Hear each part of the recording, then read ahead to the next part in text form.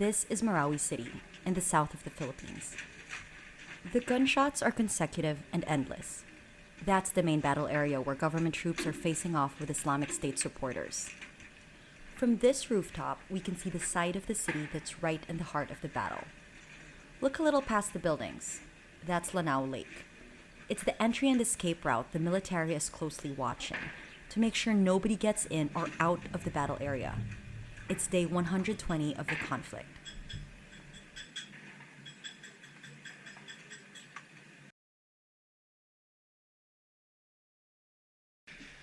On May 23, the military entered the city and raided a safe house where Isnilon Hapilon, the so-called emir of ISIS in Southeast Asia, was reportedly spotted. He escaped, but his supporters went out into these streets, waving black Islamic State flags. The terrorists were led by the homegrown Maute group. It turned into a full-fledged war between the military and the terrorists. So now we're standing here just 200 meters from the main battle zone. Behind me is a former Maute stronghold that was just occupied by the military in August. On the right are two pilot schools that were also used by the terrorists to hide and plan their operations. And far back over there is Bansalan College, which again, Bansalan College was a Maute stronghold until it was occupied by the military. And you can see in front of me, that right there is a 105 cannon that is used by the military, and it is a direct hit. So because we are very, very close to where the enemy is, a soldier will come there, turn it on, and in 2 to 3 seconds, it will immediately fire towards the enemy. And because it is such a short range, it's a direct hit and it's very, very powerful. Just turning left over here, that street that you see, that is already where the main battle zone is. So we are very careful not to peek as there has been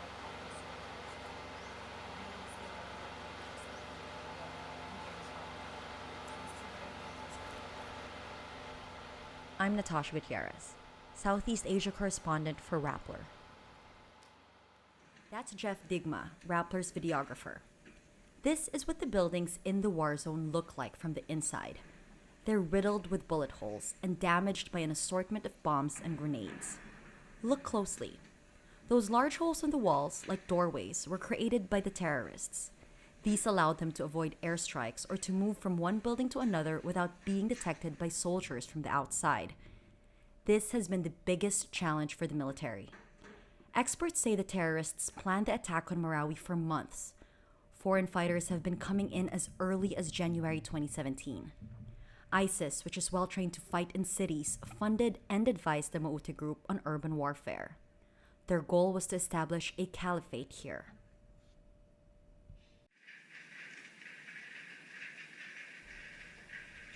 Before the fighting, Marawi City was home to about 200,000 residents, 90% Muslim. This was someone's home. Books and bedding and personal items are still on the floor, remnants of fleeing civilians. Marawi was the center of trade in Lanao del Sur province. As ISIS loses territory in Iraq and Syria, they seek to expand to Southeast Asia. Marawi City was an attractive choice, but the military vowed it would never happen. Philippine soldiers are more used to jungle fighting than urban warfare. The enemy's network of rat holes and trenches are long and complex. That's me walking through. Improvised explosive device, or IEDs, which they leave in their trail, also slow down government troops, in addition to booby traps and Molotov bombs. The enemy learned from foreign fighters how to improve sniping capabilities.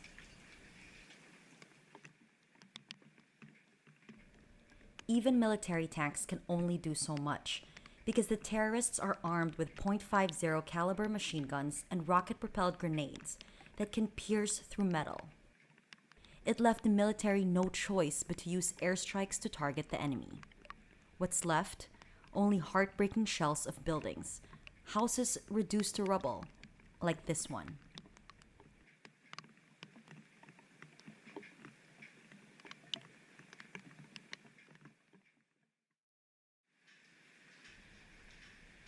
Jeff and I are allowed to go deeper and closer into the main battle area by the military, on the condition we stay close to the troops. We arrive at this 5-story building, which used to have a hospital on the ground floor and residences on the higher floors. The writing on the walls are haunting.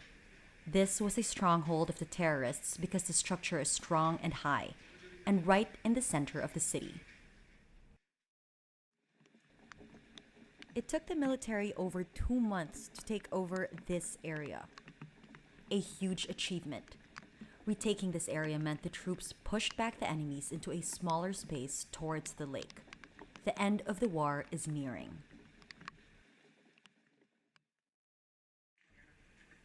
Today, the building is used as the tactical command post of the 3rd Scout Ranger Battalion. It's about 300 meters from the front lines. It smells of gunpowder. The gunfire and explosions are loud. When we visit, most of the troops are out in the front lines fighting. They only come back here to meet and plan. This is Lieutenant Colonel Mon Almodovar, commander of the 3rd Scout Ranger Battalion. We're on the rooftop of the building now. From here, it's easy to see the state of the city. The Mautes tried to prevent us from coming into the city. They tried to block all possible access of the military. They had someone guarding those, especially the roads. Of course, they occupied the major buildings, the high, solid ones like this one, to give them a good advantage. And you can see Dansalan College. There are solid campuses there, buildings. They were everywhere there. And that building there, they had a lot positioned there as well. I think that's Senator Ninoy Aquino College. The university belt was a former stronghold. I ask him why there are blankets hanging on one side. Well, of course the enemies are still there on the other side. That's the front. That's where the front line is. Before, this whole thing was covered, because there were enemies from all sides. However, now they're a little farther away. The front line is about 300 meters away, but you still need to cover this, because the bullets can still reach us from the current location of the enemy. So we use this as a sniper hide.